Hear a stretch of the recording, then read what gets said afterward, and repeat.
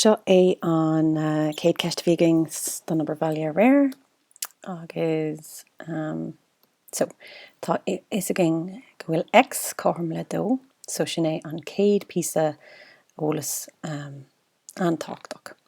Okay, so curmid busca timpeall é sin x cóthram le dó. So an seo in anad x tá muid ag scríobh lúbín agus an sin tá muid can scríobh an dó mar tá an x cóthram le dó. Okay, so an sin scríbann tú dó fá dó sin cathair. An céad ceann eile. X cearnathe, so in anad x scríobh lúbín agus cur an cearnathe ann.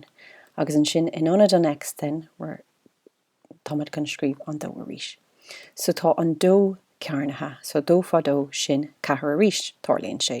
Gúil sé mar an ggéine ach ní bheidh sé sin i gcónaí mar an cás. Okay, so an seo dó in anad x tá muid ag scríobh lúbín cearnathe agus an sin in áit x arís tá x cóthram le dó.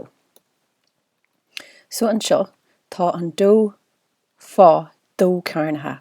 So an tain rud atá cearnathe ná an dó an seo. Okay? Níl an dó eile cearnathe. So níl sé seo cearnathe, tá é seo cearnathe, so dó cearnathe sin cathair.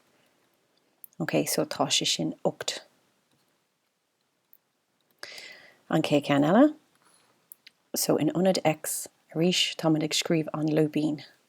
Okay, so cúig fá x cearnathe. So in anad x tá muid ag scríobh dó agus tá cúig fá dó cearnathe arís sin cathair. So 20 sin an freagranis. Agus an ceann dearnach cathair fá x cearnathe móda dó fá x. So in anad x rís tá muid ag scríobh dó gach uair agus an sin it's cathair fá dó cearnathe, which is cathair. So rís ní raibh an dó, ní raibh an cathair seo cearnathe, tá sé sin ina aonair. An tain rud atá cearnathe ná an dó. Okay?